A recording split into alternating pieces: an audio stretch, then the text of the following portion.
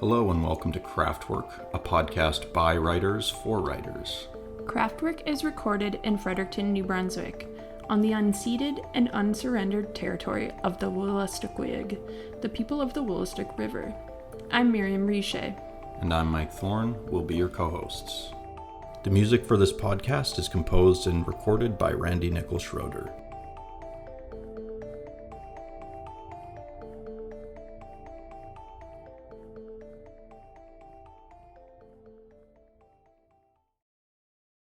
Paula D. Ashe is an author of dark fiction. Her debut collection, We Are Here to Hurt Each Other, was a Shirley Jackson Award winner for Single Author Collection and a Bram Stoker Award finalist for Superior Achievement in a Fiction Collection. Recently, she received the Joseph S. Pulver Sr. Weird Fiction Award at Necronomicon, Providence.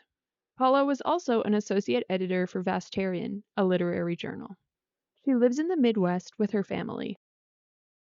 I was talking to a friend just now and I was explaining what I had to do, and I was like, yeah, it's an interesting time because I'm having somewhat of a crisis of confidence with my writing right now, which I know seems unexpected, but I think that's going to make for a more interesting conversation. So we'll see how things go.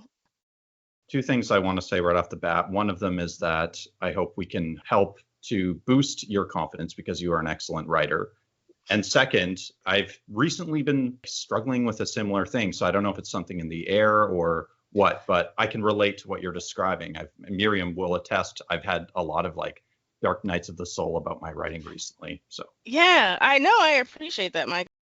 It's good to hear I'm not the only one, because I don't know, that's just not like me.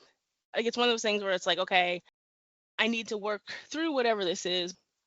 You know how when you're talking to somebody and you both have the same issue and you can give them good advice, but you can't apply it to yourself for some reason?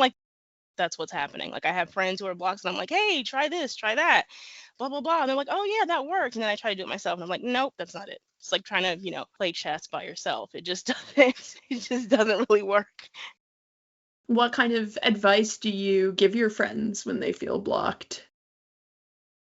It depends on what the thing that's blocking them. If it's like a life situation kind of thing, then I usually suggest take some time off. You're putting too much pressure on yourself. You got some real life stuff you need to work through. Give yourself some space. Also change up projects. I know for a lot of people, you can, and I wonder if this is what's going on with me, you can make this, I don't know, subconscious connection between whatever current project you're working on. And if you have some heavy stuff going on in your life, those two things somehow become enmeshed, even though you've not consciously made that connection. Usually I'll tell my friends, take a break from that project, try something else, try something, either lighter or, different, or something that invokes a different mood that requires kind of a different approach.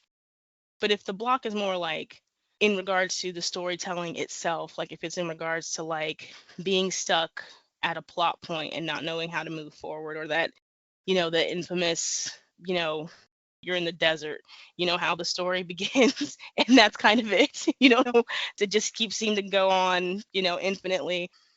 I usually have them explain to me, what is the story about? Because I find personally talking about what I'm working on really helps me to envision what is happening, because instead of me just being in my head trying to write the story, trying to explain it to other people, I can envision it from different perspectives that kind of fill in that desert, that fill in those blanks that I couldn't really see before because I was limited, to a certain perspective. And then finally, if it's to do with plot, I just ask them to tell me the story, and if people are comfortable with it, I will give them some ideas of well, what about this or what about that? Just trying to jog some inspiration and see if that helps at all. are you prone to discussing projects as you're working on them? Is that something you're usually comfortable with? Or do you generally, there's this saying of writing with the door closed, editing with the door open. I don't know if you're like that. I find I have to reach a certain point or certain level of somewhat polished level before I can share with you too. Yeah. Yeah, I don't feel comfortable sharing stuff with people when it's in a very embryonic stage. What if it changes too much? I guess it puts a weird expectation. Like I feel pressured then to stick to whatever that thing was that I told people about when it was still in that very protean stage of not being really formed yet. And I've also had the problem of because I write in a very patchworky kind of way where I've shared some stuff really early with people and they're like, what is happening right now? This makes no sense. This is all over the place. Do you know about tense? Like, do you know what tenses are? And I'm like, yes, I promise I know what tenses are. So I find mostly for that reason, I tend to wait till I get to a certain point and then I can talk about it. I can talk about it at a certain point, but then there's also only a handful of people that I'll talk to about said because I mean, like it's hard to explain when a story is still, even in like a early completed draft form, you don't want to talk to somebody about it and they're like, oh, that sounds terrible. And you're like, oh God, you know what I mean? So you have to kind of protect it as well. It's too new and it's too fresh. You can't share it too much with people, I think. Or at least that's my kind of superstition around it, I think. Yeah, I relate to that. And I can tell by reading your writing, Paula, that you are very adept at working with tone and atmosphere. I find that that's what matters to me the most when I read, and that's what I try to emulate when I write. And if I tell someone like the pitch to something I'm writing without being able to kind of give it that look or feel, it just sounds stupid when I say it out loud. Yeah. Like it makes me feel embarrassed, I guess. Yeah. It's like that meme of somebody like a pencil drawing of a horse and it looks all messed up. And then there's like an oil painting of the horse. It's like that. Like I'm trying to explain this oil painting, but it just like so it looks like a really bad, pencil drawing of what I'm trying to explain the stories about. And like you said, Miriam, I agree entirely. Like it makes me feel stupid. I'm like, God, why did I just say this? This is terrible now. So then I have to like try and fix that. And it just adds an additional layer of pressure that I just find I don't need. So I just try to work through it by myself as much as I can. And then I have 2 or 3 ideal readers who I can share some stuff with and see what their feedback is. They can tell me, am I on the right track? Is this tone hitting the way it needs to? Is this atmosphere coming through? And then based on their feedback, then I'm like, okay, then I can keep going. But it has to be with people who I feel like get my writing, who understand what I've been trying to do with it. That makes total sense. I feel like a big part of writing is trying to block out some of the noise in one's head. There are already so many voices when you're working, whether it's a novel or a story, like your own internal voices of discouragement or doubt. The moment you introduce more literal external voices into the equation, it just, Right. it ups the risk Too of much, yeah. it's too much. And you have to share it with people who get it. I agree with you. I only share my work with trusted readers because they have the same taste as me and I don't fear that they'll throw me off course. Right, yeah. And I mean, depending on the content of what you write, at least for me, like if you've read We Are Here to Hurt Each Other, it's certainly not a family-friendly romp through a happy territory. So like not everybody wants to read it, which is fine. It's not for everybody. And so that core of trusted readers, they, like you were saying, Miriam, they need to be on the same page as you. You gotta share a vibe. You gotta have the same kind of background, reading the same stuff, liking the same authors. That helps because it gives you a shorthand for the language of understanding the logic of what you're trying to do. I think that's really important. It's interesting you mentioned that you're a big fan of Maurice Meyer. Her work certainly helped me to feel more confident in writing stories that are kind of, as you say, not family friendly, kind of downers. And I read an interview with you. You mentioned a lot of writers, but you mentioned Eric LaRocca. Things have gotten worse since we last spoke. You mentioned that it was kind of quote unquote a downer, but with some element of hope in it. And I'm always trying to not necessarily give the average reader what I think they want, which in my head is a happy ending. So I found that to be reassuring. Yeah, I mean, I think probably a better term for me to use would be like more confrontational stuff. I really like work that's very confrontational, but certainly, like you were saying, like the average reader, well, I don't know if that's a generalization, but like I think most people don't want to read confrontational literature all the time. Like even I have to take a break. I can't read, I don't know, like Matthew Stokoe's Cows. Like I can't read, like something like that over and over and over again, or something that's very, confrontational and transgressive. I love that stuff, but you have to read different stuff to get a different vibe, I think. So for sure, I totally understand that. I like that you brought up that word confrontational, Paula, because I was thinking about it as I was reading this book. And your outro also brings some interesting ideas to bear on it. So if you wouldn't mind, I'd like to read a quote from the first story in the book and then get your thoughts. It opens with this fantastic, weird kind of vignette called Aspects of Emptiness. There's a quote where you say, "There's another face beneath your face." This vignette kind of nicely opens up the collection as a confrontation between writer and reader.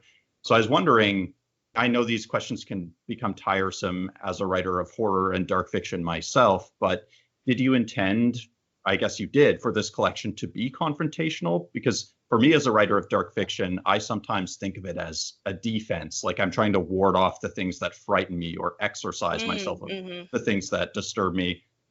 So I guess there's a kind of push and pull between defense and offense in a way. I guess I just wanted to hear your thoughts on that topic. Yeah, no, I appreciate that. And I like what you said about the confrontation with the reader, because even though I talk about that in the outro, and that's definitely something that was on my mind, I never thought about it like that exactly. Like I never thought about it as a confrontation with the reader. I think the order of the stories is really important, and we are here to hurt each other. And so I can't take credit for that, because that was my editor, Sean M. Thompson, who, when I sent the manuscript over, I just sent him like story by story by story. And he was like, "Do you have an idea of what order you want the stories in?" This is my debut collection. I never had assembled anything like this before. So I was like, I don't know, alphabetical? And he was like, "No, no, we're not. That's not how you that's not how you assemble a collection." So he put them in the order that they're in. And it's a much stronger work, I think, because of it, because I think it does this sort of confrontational dance between aspects of emptiness. It uses second person. It's, hailing the reader in a very kind of, I don't know, thinking about like French structuralism, like it's calling the reader directly, it's hailing the reader into being. And then some of the other stories it backs off, it's in third person. There's some distance there. And then the majority of the stories are in first person, and that's my favorite perspective to write in. But I think that's kind of, Mike, what you were saying, that's where me expressing like my own anxieties and my own fears and working through them, because I become, the eye of the story, but also the reader is the eye of the story as well. So, I think it works on a lot of different levels. I would love to say that I'm terribly clever and I did all that intentionally, but that's just how I write. That's just what resonates for me. So I find using a confrontational manner, I think, like a confrontational manner in the narrative itself is what works for a lot of the stories in the collection. And I think that was very intentional. That was very much what I wanted to do. I really liked the way that the narrator in that opening story instructs the reader to, quote, "Go into a room with a mirror, preferably not a full-length one, because you're going to be staring at your face and you need to not be distracted by the rest of yourself. Dim the lights, make it dusk dark, just so dark that you can barely see the outline of your features. Now stare at yourself. Try 10 minutes, 20 if you're feeling brave," unquote. I just want to say that I loved this excerpt, and it brought back memories of the Bloody Mary mirror game for me. Yeah. It's just like an urban legend that frightened and fascinated me as a child. And so often on this Same. podcast, it's a narrative podcast, and so we're often like rubbing up against these various pantheons of different myths and folklore. So I was just curious, do you like urban legends? Are there any myths or lore that also kind of haunt you that come out in your writing? Yeah, that's a really good question. I don't know if I've ever been asked that one before. So when you were reading that, like, I think that's the first time I've heard it read aloud. It put me instantly back in my bathroom mirror in the house that I grew up in as a child. And I think that's what I was thinking of when I was writing Aspects of Emptiness, because when I was a kid, I had a lot of friends who would play Bloody Mary, and there's some other, but it's always these weird, like Candyman. Oh my God. So yeah, I think I definitely had that in mind, not consciously, but definitely, in retrospect, I'm like, oh yeah, that, because that really did scare me. And I remember I had friends who would do like Bloody Mary, and I would leave the bathroom. Like, I'd leave the house. Like, oh, I'm not messing with that. I don't mess with supernatural stuff. I don't believe in it, but I'm also not going to test it. So yeah, I think that was definitely an influence. Well, since you mentioned Candyman, of course, we can't Hmm. go without discussing Clive Barker at some point, I guess. I really enjoyed your interview with Patrick Barb about Clive Barker. You have a lot of interesting insights into his work. Oh, thank I you. like the way you use the terms vibrancy, energy, and sense of movement. I love Clive Barker's work. I see the qualities you're describing in like the Damnation game and Books of Blood and the Hellbound Heart. And I do also see these qualities in your work, which is very distinct and different from Barker's, but I can see the imprint there for sure. I was curious how you think about movement and energy in your stories. It could be in terms of style or structure. So it's funny. I have a story. It's possibly, if not the most, one of the most sort of confrontational stories in the collection. It's a story called Bereft. And this story is actually quite old. I wrote it, I don't know, like almost 10 years ago. And it had made the rounds among some friends of mine because of the subject matter, which is, it deals with some really heavy themes: childhood sexual abuse, sexual violence. A lot of taboos are broken in that story, but intentionally so. And somebody had read the story and they said, I'm paraphrasing poorly and I don't mean to, but I don't remember what they exactly said. But basically, what they said is, this story is about nothing. Nothing happens in this story. There's no movement. Nobody goes anywhere or does anything. It's about a girl who goes into her sister's apartment. Her sister is dead, and most of the time she just spends thinking about their past, and then something happens in, the real time within the, the setting of the story, and then that's the end of it.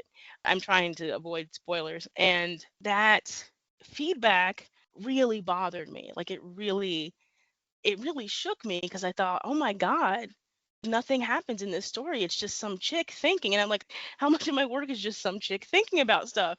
Because how much of my life is just me thinking about stuff? And so I was really shook by that critique.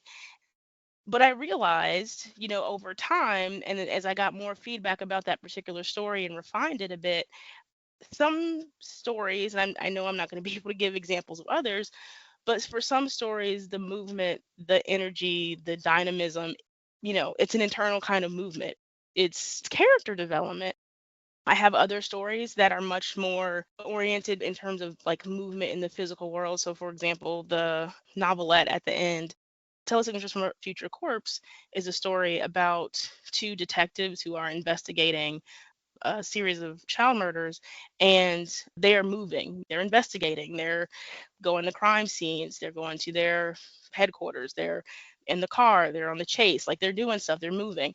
I think that's what helps to make a dynamic collection. Like, the collection itself has movement. I think even if we were going to talk about, something like Books of Blood, those volumes have stories where some are very internal and some are very external.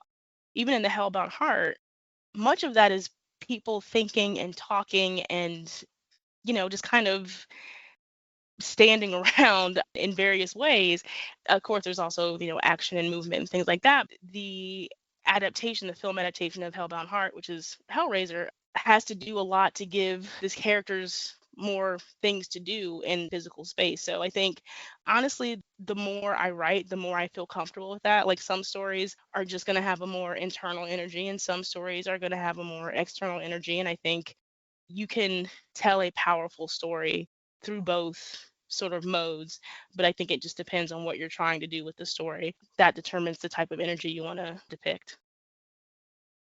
When I read Bereft, I never thought to myself that it does, like you say, Paula, have that internal movement. And it's so interesting to me that as you gain more experience as a writer, you feel more confident, I guess, for lack of a better term, rule breaking. Like, I had Yeah. earlier we were talking about feeling a little stuck in our writing. I just read a book by an author named Nour Abi-Nakhoul called Supplication, and it was a book in which not much happened, but I like that. Like, I feel like it's kind of out of vogue, but I do think it's great, and I do think kind of resisting that urge to, I don't know, I had one creative writing instructor who said, don't write a story in which someone's taking a bath and just thinking the whole time, which is kind of what you're talking about. Yeah, like just yeah. Like, I get that, right? I think that's one of those things that it's difficult to pull off a story about somebody sitting in a bathtub and thinking the whole time. But if you're, a much more practiced writer, I think you can tell a compelling story about sitting in a tub and thinking the whole time. I think it's just one of those things for a beginning writer that can be kind of a trap, because it is one of those things where there's nothing's happening. But more practiced writers can kind of, like you said, break those rules. And I'm glad you used that particular turn of phrase, Miriam, because I consider myself somewhat of a rule breaker when it comes to storytelling. And I don't say that in like, look at me, I'm so clever, but just like the way I have to tell a story sometimes doesn't fit some of the conventions that short stories are meant to fit. And I think, again, if you know the rules, you can break the rules. And that's something one of my creative writing professors told me. Like, once you know the rules, you can break them, but you got to learn them first. And I'm like, okay, that's fair. I could tell from your writing that you are a very experienced writer. I would say that your writing is very polished and engaging. And I do feel like most writers could learn a thing or two from you on a sentence level. And so I'm curious, do you have any particular things you try to avoid? For example, like adverbs, copulas. So I guess, are there any, it's kind of paradoxical to ask you this question after you're talking about rule breaking, but do you have any writing rules of thumb on a sentence level? Any things that you avoidance or a preference of certain techniques? So I could probably write a rule book about the rules I have about writing while I call myself a rule breaker. But I think it's certainly about which rules you get to break. I've always been kind of a subscriber to the idea that there are some rules you can break, and then there are some rules that you can only bend. You can't, or not can't, but you, at least for me, I shouldn't attempt to break them, because that's gonna, mess up the flow of the story, or whatever it is I'm trying to accomplish in the writing. I was completing or working on somebody emailed me an interview, and I said, if it serves the story, I just really want my sentences to be cruel and elegant.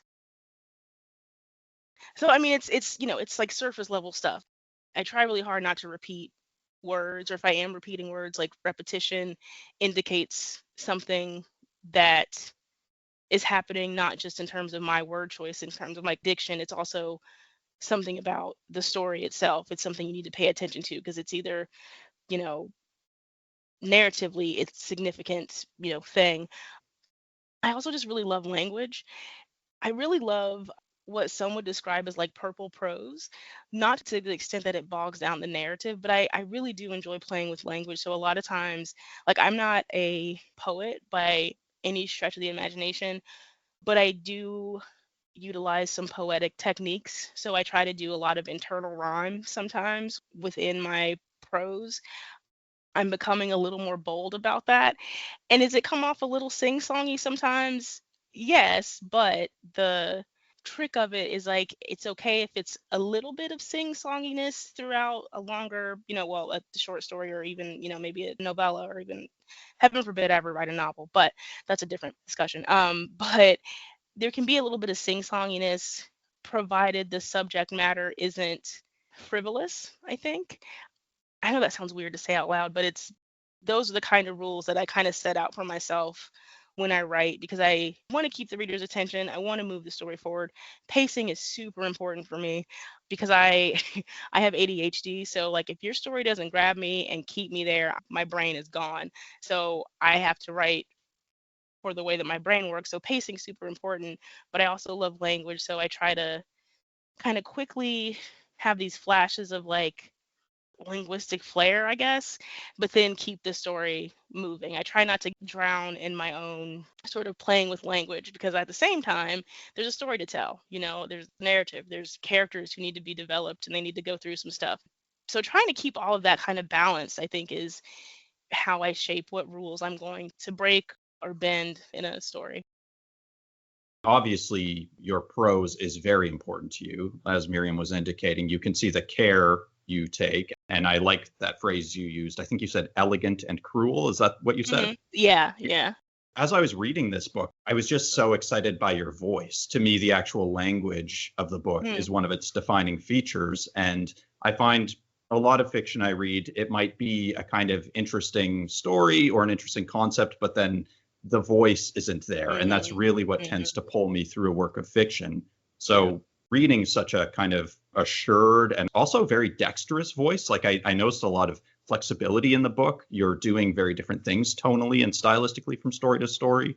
So I was curious if voice was something that came to you naturally, or is that something you kind of found over time or even honed deliberately over time? Maybe a combination.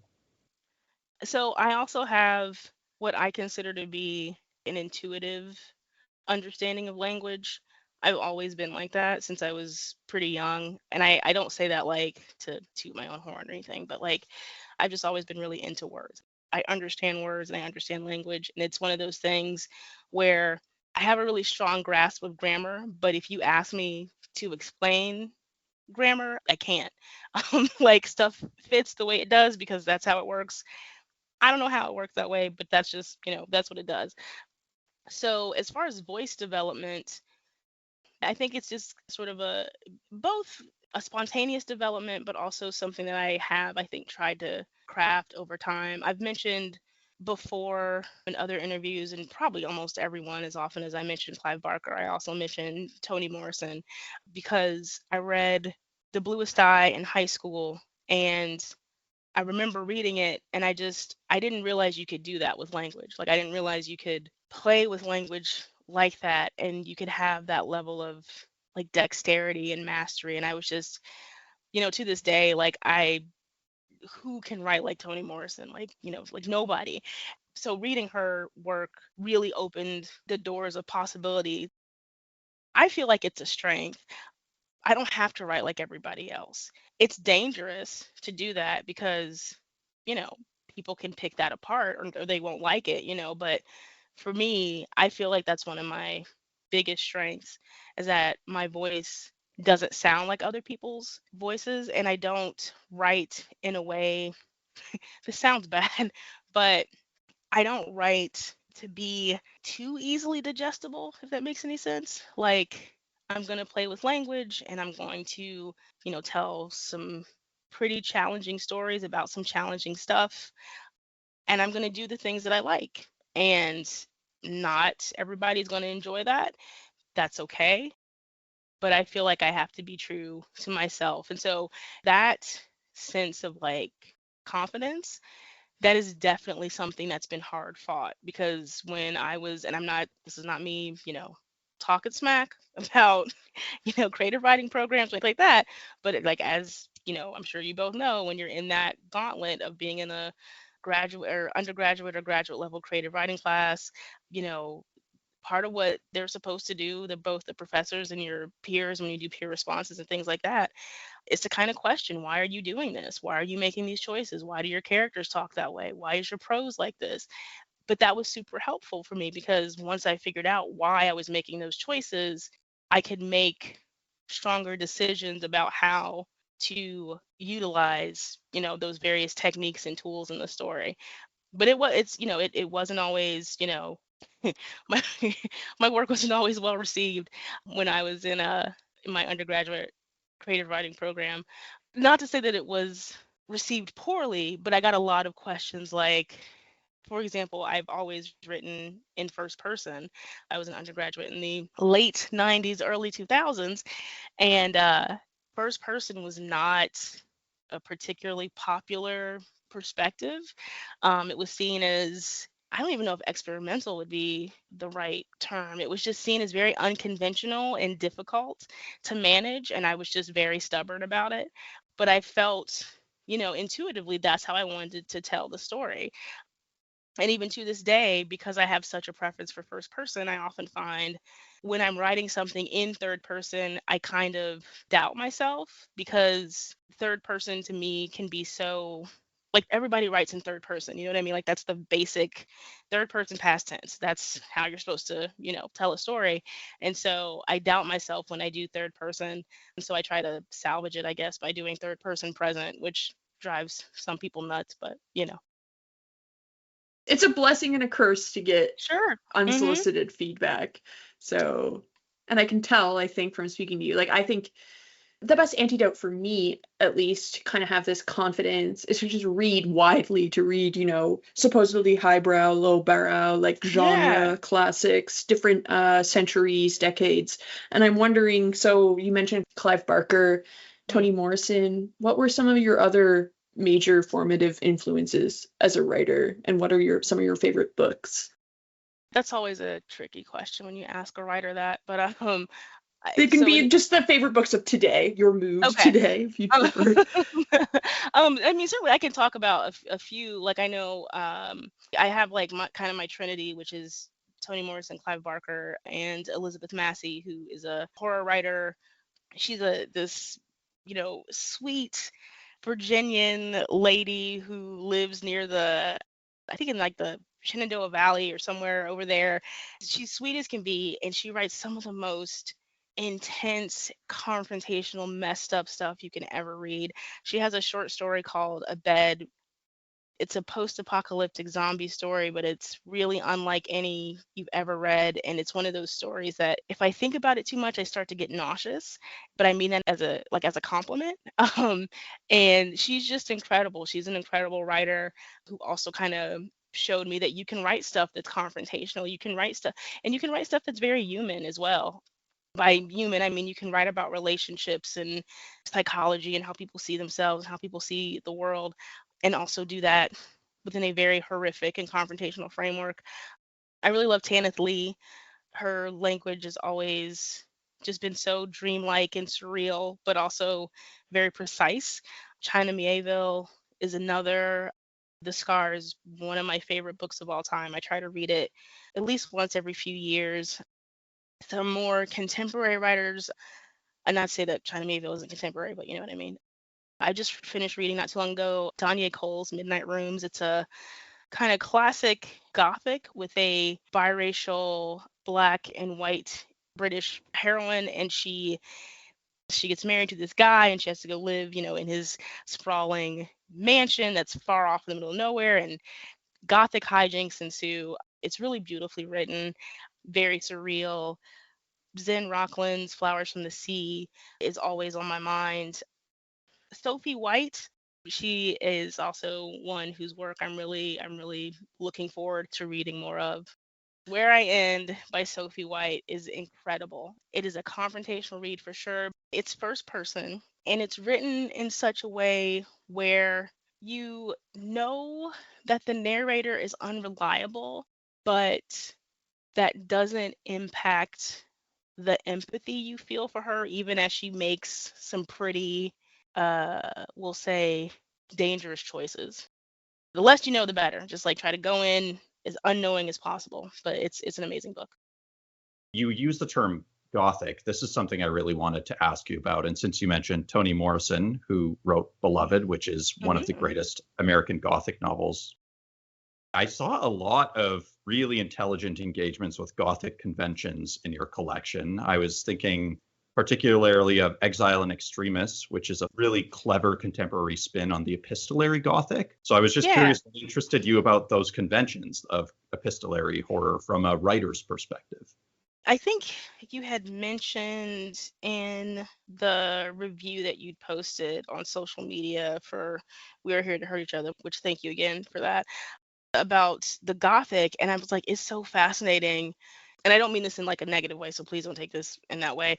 But it's like I wasn't thinking about the Gothic when I was writing it, but I've heard my work described as like splatterpunk. It's Gothic, it's extreme horror, it's transgressive, and it's so interesting what people like how people engage the work. I know I'm pretty squarely horror, but I tend to describe my work as dark fiction. You can use whatever label you like. I'm not at all like upset by that. I think it's actually kind of cool. Like I'm like, look at me. I did that on purpose. I didn't. But as far as the epistolary approach goes, that's another one of those things like first person that I just felt a deep connection to. And also, it's not at all coincidental. You mentioned Toni Morrison's Beloved. I think for me, it was a combination of, as far as like the American Gothic, for me, it wasn't so much Morrison. It was honestly, I think, reading Alice Walker's The Color Purple, which is like a classic example of, epistolary novel and epistolary storytelling, which is another one of those moments where I was like, oh, that's a really interesting way to tell a story.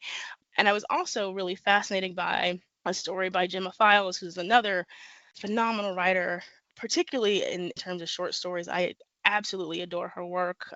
She just won a Stoker. I think she's won a Stoker twice in a row for short story collections. But her more recent collection is called Blood from the Air. But she has a story called Each Thing I Show You Is a Piece of My Death, and you can read it online. It's co-written with her husband, Stephen Barringer. I was at work and I was supposed to be working, and I was instead reading Gemma Files. And I remember reading that story. This was several years ago, and I immediately started working on Exile and Extremis because I'd had the story in my head, but I couldn't figure out how to tell it the way I was trying to tell it in a more traditional like prose narrative. It just wasn't working for some reason. And so I read that story. I just happened to read it and I was like, that's it. That is how the story has to be told. It's not, characters going through something or me kind of, writing from the perspective of the character or a character telling me what they're doing. It was, we are going to encounter the story through their communications, and those communications are part of the story as well. And then that just kind of opened up so many venues. I really love epistolary formats. I know, Miriam, you mentioned earlier about Eric LaRocca's Things Have Gotten Worse Since We Last Spoke. That was another big one, and Eric LaRocca is one of my favorite writers as well. And so that particular novella and the way that that story is told through this series of emails and instant messages, the epistolary format sort of classically in like the Victorian age, it's, telling these stories through a series of letters. But in this current age, it's a really rich time to tell epistolary stories because we communicate through text so much in various, forms. So I think it's really fun and interesting to play with that. People talk about like people getting tired of that, but I don't know. I think if you do it right, it can always be just a really engaging experience. And I really like that. Oh, absolutely. And that's so exciting. I mean, only writers can know the feeling of something like encountering, as you say, Gemma Files' story and then just knowing exactly what you need to do with your own piece. It's funny that you brought up phones because I was reading an interview with yourself and This Is Horror, wherein you mentioned that you usually write first drafts on your phone, which I found fascinating. Yeah. Do you usually transcribe vocally or do you use a notes app? What does your writing and rewriting process of a story usually look like? Do you switch to word processor, write out by hand? Does it vary? It varies, but usually it's on my phone. I use a notes app. I've tried to do voice to text, but it's always like gibberish. So that just doesn't work well for me. And I've tried to record. I actually, before I even had, like a smartphone, I used one of those micro cassette recorders. I used to use those to record ideas. But I don't think anything that I've recorded has become anything that I've written down. So for whatever reason, it just didn't work. But usually I use my phone. I use a notes app. I have different apps for different stories. Why? I don't know. I'm one of those people who I get into a routine, and that routine for whatever reason becomes ritual. So some stuff I'll work on it in Google Docs, and then some other stuff I'll work on it. There's an app called Bear, Bear. It's just a note taking app. I really like the way it looks. So I usually sort of do like generative writing, just very early, like ideas are in Bear. And then when I'm ready to start doing like the actual drafting, that's usually Google Docs. And so then once I have most of the draft down, or at least a strong enough idea of what the draft's going to look like, if it's in the Bear app, then I move it over to Google Docs. And then I tend to work on drafting the rest of it in Google Docs, usually on a laptop or on a desktop. I don't do a whole lot of longhand writing. My mother used to very proudly talk about the penmanship award I won in like the third grade, but I think third grade was the last time I wrote anything that was actually legible, because I have really terrible handwriting, to the point where I can't even read my own handwriting. Like, I'll jot something down, I look back at it, and I'm like, I have no idea what that says. So to avoid, losing a bunch of stuff, I just go right to the word processing. And I also find it really difficult to revise on a phone because I need space. I do lots of moving things around and saving multiple drafts of things in various documents. So yeah, I need a bigger screen to do all that usually. I've recently become addicted to printing out a version from my word processor yeah. and then writing it up and putting it back in. I mean, I have ADD as well. I don't know if this is an ADD thing or a me thing, but I was just like whizzing around in the word processor, like being like, oh, oops, it sounded better before. So I'll print it out, I'll sit with it Yeah.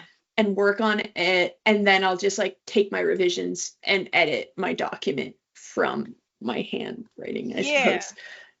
Yeah, that's pretty much what I do as well. I print stuff out. I don't always do that, but like I find that that's a really important step in the process for me, because I feel like I have a better like literal grasp of it. Like I feel like if I can print it out and look at it and like mark on it, that's better than doing that in a document, because I do the same thing. Like I'll delete something and I'm like, oh no, I need to bring that back. And then you know what I mean? Like I get into this like panic spiral. So yeah, it's just like if I print it out, it's like, okay, it's stuck like that for the time being.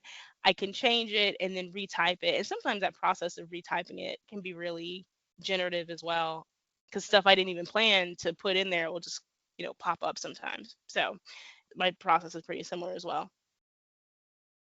Well, since we're talking about assembling projects, I kind of want to backtrack a bit to something you mentioned earlier, which struck me as very interesting, Paula, when you were talking about how you originally assembled the stories in alphabetical order. I did read We Are Here to Hurt Each Other as a very unified book with a consistent tonal through line. And I thought All the Hellish Cruelties of Heaven kind of encapsulated a lot of the book's central ideas in one passage, which I was going to read and then ask you about if that's okay. Absolutely. Perfect. So it's, quote, pain is the source of all matter. It is the force that holds the universe together that will tear it apart, only to rebuild again. Throughout the ages, humanity asks over and over again, why are we here? And then pretends as if the void does not bellow the answer back every single time. We are here to eat each other. We are here to hurt each other, end quote. Want to make sure I get that correct. So yeah, I know this is a character speaking, not at all necessarily you, the author, but it struck me as interesting as a philosophical center of gravity in a way. Did you think of this book in terms of thematic or philosophical unity? Were you influenced by philosophical pessimism, or were you reading any other philosophy that was at the time? Or I didn't realize that that was the theme of the book until Sean and I had kind of assembled the order and we were trying to come up with a title. And I think originally my title was like, I can't even, it had the word abomination in it, I think, or something like that. And then just before, so I had decided on that as a title. I think it was going to be like Everyday Abominations or something. And then as soon as I had had that, okay, that's going to be my title, another book came out with Abomination in the title. And so I was like, oh crap, I'm going to have to, I can't remember who it was, but whoever the writer was, they were far more well known, than me. And I was like, nobody's going to read my book because it's going to be the same title or a similar title. And so I was rereading the stories, making sure everything kind of fit well together. And that statement, we are here to hurt each other, just really struck me as that's what this whole book is about. That is why I wrote these stories. Some of these I wrote like The Mother of All Monsters and Because You Watched are pieces that I workshopped when I was in college. I didn't plan for them to have a cohesive theme, but then they just so happened to kind of fall into place like that. And that title seemed very emblematic of what I was trying to do.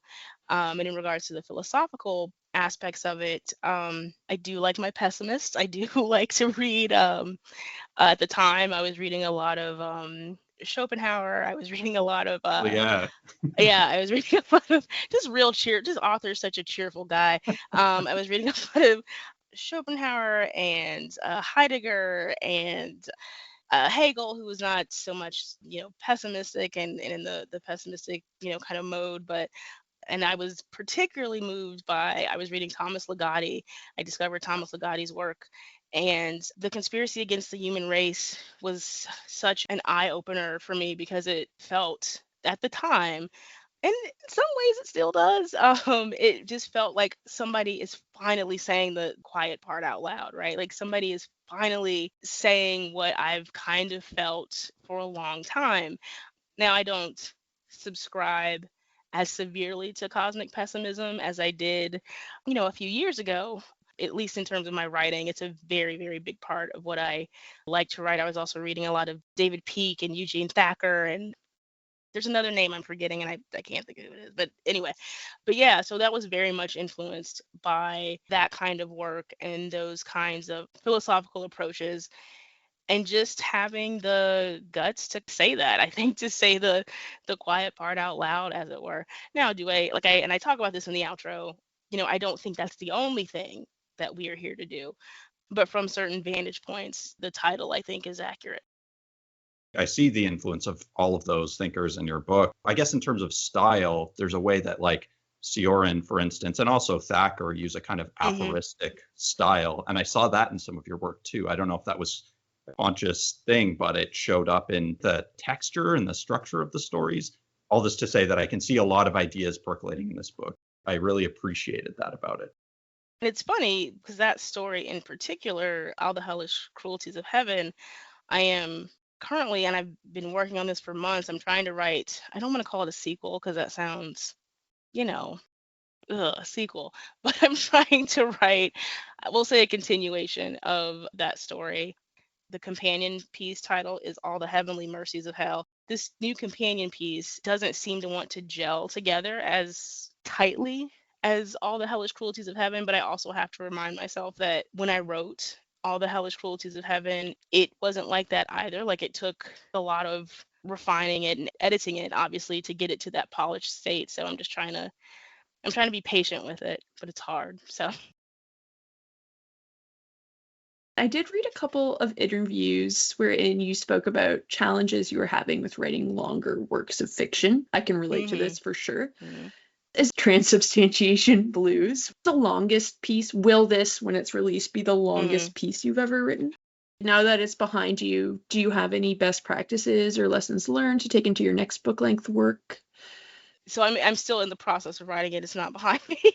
Oh, so sorry. But of course. No, you're fine. You're fine. No, you're absolutely fine. I'm a really slow writer, and I think it's one of those things that I have always just really beat myself up about. But I think I'm a slow writer for a reason. I think, and I have to kind of get over that. I want my work to do a lot. And I think in order for it to do that, I have to have the time and space to do it. At the same time, though, I have deadlines. Clash is going to need this book pretty soon. And so, yeah, I just have to figure out how to get out of my own way. I do have a novella, or I guess novelette is the more accurate term. I always get the two confused. I know a novelette is shorter than a novella, but like as far as word counts go, I don't know.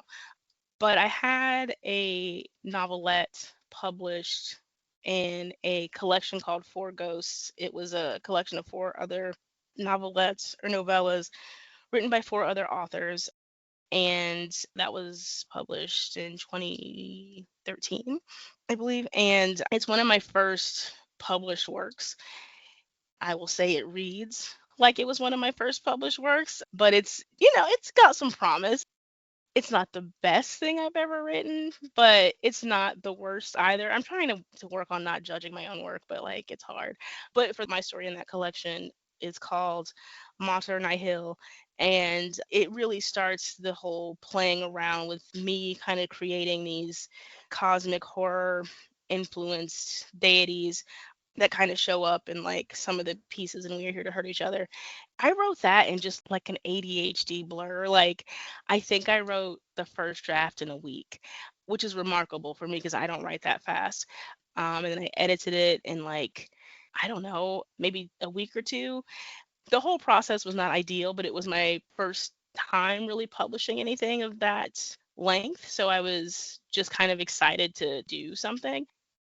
My next kind of longest piece is Telesignatures from a Future Corpse, which is maybe 10,000 some words, 10,000 and some change. For that one, that story came relatively quickly. The thing I did struggle for a long time with the ending, but once I had that figured out, and that was largely from talking again with Sean, that came together very quickly. It just took a long time for me to figure out where to go next, because I knew that story. Like, that was one of those stories that, sometimes you have a story idea and it's just like, what is happening? Telesignatures just came like a flash, because it also is a police procedural. And so I watch a lot of police procedural TV shows and read a fair amount of police procedural novels, not as many as some folks do, but I read a few. And so, I had that structure kind of down pat. Like, I knew the beats of that kind of story. So I think with Transubstantiation Blues, I'm still figuring out the beats of this particular piece. I have a good handle on like the first drafts. I know kind of where the story is going, but I'm just trying to work now on getting the thematics down. Like, I try to strike a delicate balance between, so I have themes that I'm exploring, but I don't want to be too heavy-handed with it.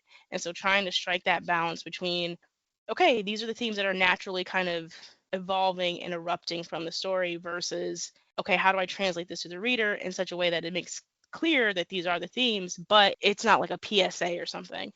I was reading something on I want to say, I think it was Blue Sky, and somebody was saying how we do a disservice as writers to beginning writers when we tell them that short story writing is good preparation for more longer form writing, because they're two entirely different beasts. I do recall somebody telling me like a novel is just a bunch of short stories, related short stories put together. That is not true, at least in my own experience. That is absolutely not the case. And trying to write in such a way, because of the amount of pressure that I have in my short fiction, like, I don't want to say I'd never be able to do that, but I definitely would struggle with it a lot more. So seeing longer works as a different beast, you have different parameters. You can slow things down a bit.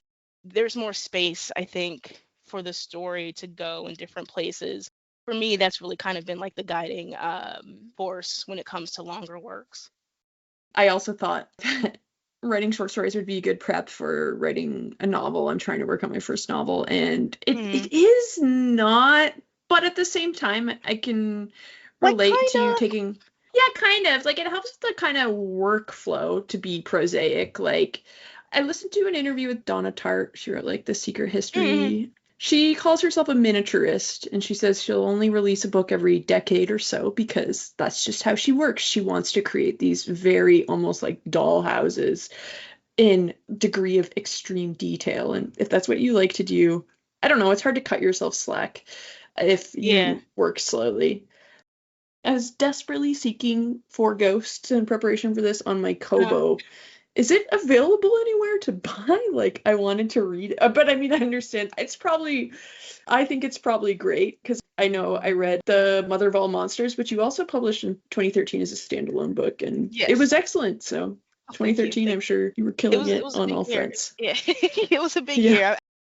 To date the work even more, that was when Kindle was first really taking off. And so I had published The Mother of All Monsters because it was kind of a test run to see if I could even do it, like if I could even publish a standalone short story. And then that worked. So then the Four Ghosts anthology came out. I believe it's available on Amazon. I think it's only available on Amazon. It's a Kindle edition. Well, then I'll be borrowing Mike's Kindle to get it. Excellent. Thank you. Your stories are often set in ordinary lived-in environments. These quotidian settings provide a false sense of safety, thereby heightening the impact of the violence when it inevitably erupts into a scene. Bathroom mirrors, bowls of cereal, and Nike shoeboxes hidden in the closet become objects of terror. How does realism or verisimilitude figure into your work? Is this something that you consciously play with, or is it just an innate aspect of your style? I appreciate that question. And I have to say, so I was reading something somewhere and a friend said they thought it was so fake when people say, I appreciate that question, or that's a good question. But like, no, I really mean it. Like, I appreciate the questions. So I just want to put that out there, because I'm like, oh God, I hope people don't think I'm like fake or something. those little details, like I said, I don't catch that stuff. You know what I mean? Like, I just wrote the story. I don't know, which doesn't really make sense. Like, when you know that that's what you're doing, not exactly. But verisimilitude is really important for me. Realism is very important for me. But it has to be like a realism, depending on the story, that I can kind of play around with. Stories like The Mother of All Monsters and The Night the Shoebox and Carry On Carrying, It's the cereal bowl and the spoon and all that. I just love weird little details like that in a story. And I think it's an intentional thing for sure. But I also, for me, that makes the story more real. I've lived in the Midwest my whole life. I'm originally from Ohio and I live in Indiana. And so I try to create like these very Rust Belt vibes because I just find the Rust Belt landscape to be so intriguing for me, particularly when it comes to like dilapidated buildings and old busted factories and abandoned silos and stuff like that, and abandoned rail yards. And I find that stuff so interesting. I'm really fascinated by like urban decay, and so that plays a big role. And then as far as like the sort of more day-to-day stuff, those kinds of details, I just find that makes the story kind of realistic. I guess that is something that's very important to me as a writer, is trying to make the story not just realistic but also relatable. I want my characters to feel like real characters. And so, when I was growing up, when I was a teenager, shoes were super important. You keep all your shoe boxes, you keep your shoes in your shoebox when you don't wear them. And that's stories about a teenage boy. And I just felt like that was a very teenage boy thing to do. I still have brothers, but my brothers, when they were younger, that's what they did with their shoes. That kind of detail just felt very realistic to me. This bowl of cereal and the spoon, again, when I was a kid, that was my standard breakfast. And so I never really noticed about the presence of the quotidian, but I do try to make that play a significant role in the stories. I mean, I guess as far as other writers go, for whatever reason, I'm thinking a lot about Margaret Atwood right now. I think that was maybe one of the things I stole from her work, is the significance of those little details. The light fixture on the ceiling in The Handmaid's Tale, and the clothesline, and what's the it was just adapted, not Handmaid's Tale. There's another Margaret Atwood novel. But anyway, those little details, they make such a big difference. And so I just find it really interesting to give the reader something to hang on to, particularly in stories where there's some kind of cosmic horror element. You need that stuff to kind of hang on to, or else the story gets kind of unmoored. Yeah, and that attention to detail shows in your work. I had another question that had to do with moral ambiguity and so on, but I feel like we've covered it a lot. And I don't know if you want to tread over that. I find as a writer of dark fiction, sometimes it can be frustrating to face questions about the morality in one's work. But I don't know. I guess I found it interesting. Okay. In your interview with Patrick Barb, you had this interesting note about your lack of interest in these kind of black and white depictions of anthropocentric good versus evil. You said because nothing is like that. To me, this is part of what makes your fiction so interesting, the way it inhabits these kind of morally corrupt or compromised psyches and worlds. So I don't know. I was just curious, as a writer, what is it that interests you about moral murkiness, moral darkness? Why do you think it is that, I mean, the why is probably a difficult question. Why do we write what we write? I don't know, because it's what comes to us. But maybe, yeah, I guess I just want to hear your thoughts on this moral ambiguity in your work. So part of being a writer, I think, is figuring out not just what it is you want to write about, but why that's what you want to write about. And so my other, I guess, non-writing area of interest is I've done a lot of academic work in what we call the dreaded diversity, equity, and inclusion. I have a deep fascination with the concept of intersectionality. I find particularly like my identity as a Black lesbian woman who lives in the Midwest in Indiana, that deeply influences my work. I don't know if that's the answer that people want to hear. Certainly it's not just that, but identity does play a role in who we are, and it plays a role in I think it plays a role sometimes in the kinds of characters we create. And I find that as a student of sociology, which I also studied at the graduate level, I think people collectively are so fascinating because we do we just do stuff that's just like completely, inexplicable and kind of against our best interests, but we do them anyway. And I just think that's really, really fascinating. And so I am also kind of influenced by that. I'm very interested in taking kind of a sociological lens to what I write. But I think that at the same time, like I want to take a sociological perspective, but I also don't want to take what would be considered a political perspective, even though it is. I think all writing is political. I know it's a different conversation for a different time. So being aware of who we are in terms of our identity and how those identities are politicized, the communities we come from, that has such an impact on what we can or cannot do in a society.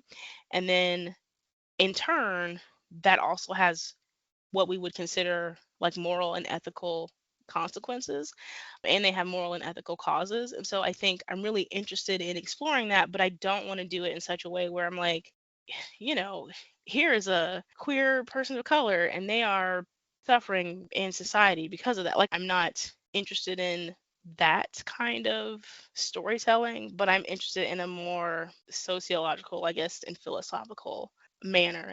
I also think that because we just don't, I don't want to say we don't, we do see a lot of, particularly women of color, write a lot of confrontational materials, but I think I just felt compelled to kind of explore. I think when you are part of what's considered a marginalized community, the ideas of morals and ethics being objective and fair kind of gets thrown out the window, because you realize that many of these things are constructed, and they're constructed in certain ways to keep certain types of people in power and to provide certain types of people with certain types of agency.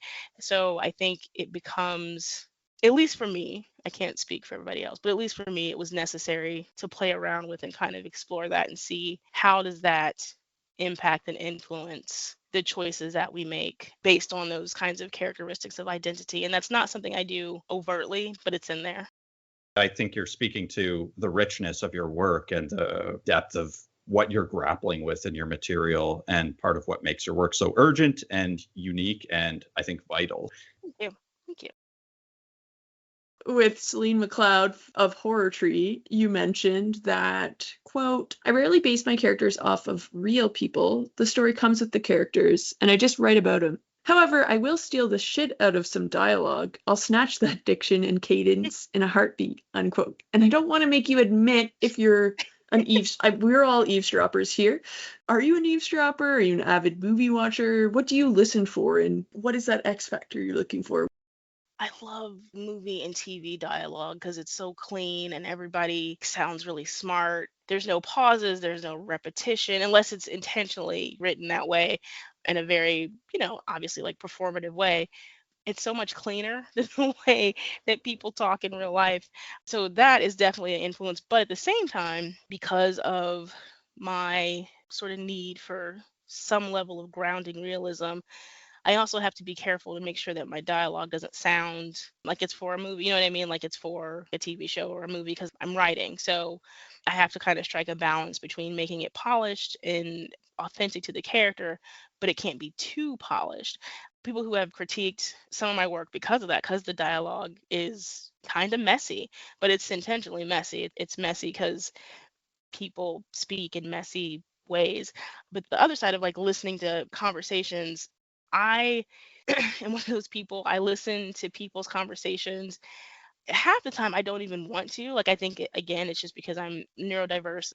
Like, I'm trying to pay attention to one thing, but people are talking, and I can't not pay attention to what the people are saying. But that is also really helpful, because that helps me, again, it sounds weird to say it, but like to remember how people talk.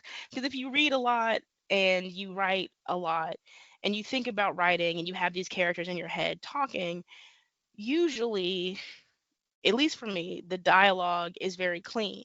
And so then when I'm writing it, I'm like, people don't talk like that, or enough to the extent to not disrupt the pacing of the story, but to harken back to that realism.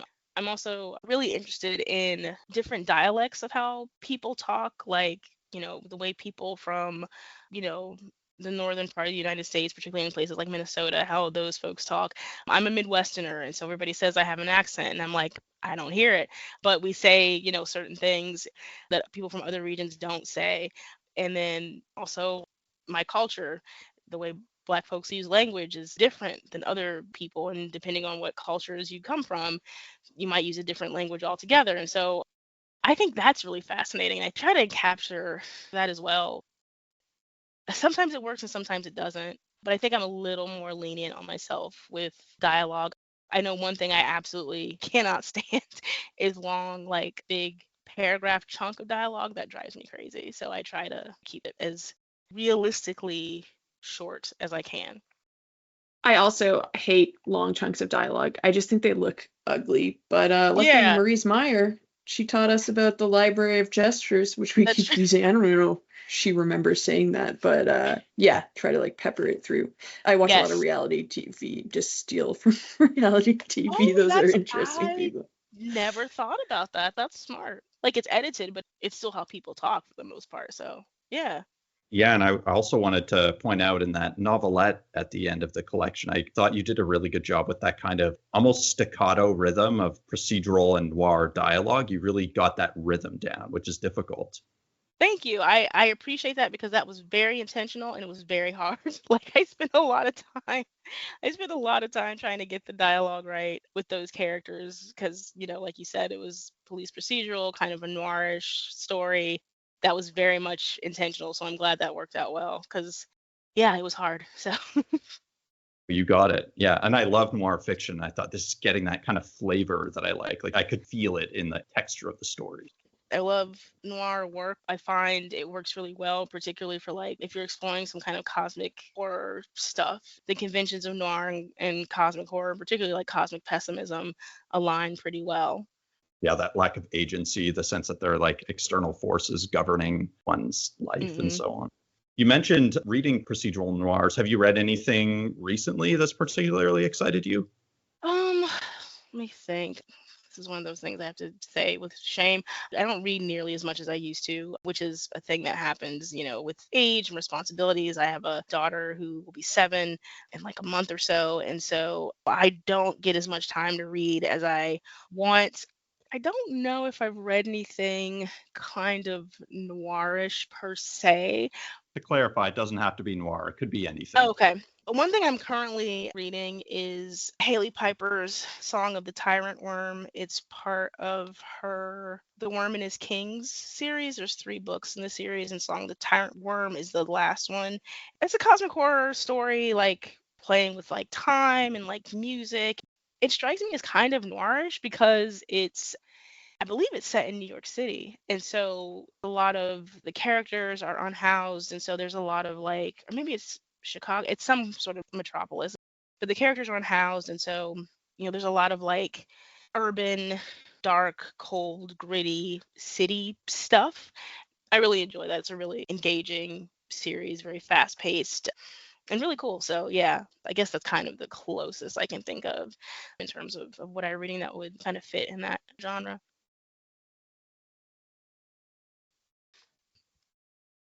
Thank you so much for coming on. This is really enjoyable to talk to you. Where can our listeners find you? So the best place to find me actually is on Linktree, which I know sounds weird, but if you just do like Linktree Paula D Ashe, it takes you to all of my stuff. Because I don't have a website yet because I don't want to say lazy, but that term comes to mind. So you can find all of my stuff on my Linktree. It's just in my handle everywhere is at Paula D Ashe. I'm active on Facebook. I'm active on Blue Sky now. I wasn't for a long time. I used to be pretty active on Twitter, X, whatever, but I had to bail. We all know why. And if you don't, that's good because that means you haven't been on Twitter. Yeah, what else? I have a Substack that I neglect, but you can sign up for it. I promise I'm gonna update it at some point. I'm pretty easy to find on the internet streets, as it were. Well, thank you, Paula, so much. And I also want to tell our listeners, seriously, go out and buy and read and review. We are here to hurt each other and watch out for anything Paula has coming in the future. Really exciting voice in the genre. And it's such an honor being able to chat with you. Thank you again. Absolutely. Thank you both so much. I really appreciate your contacting me, and this was fantastic. So thank you both again. Thank you. It's been a pleasure.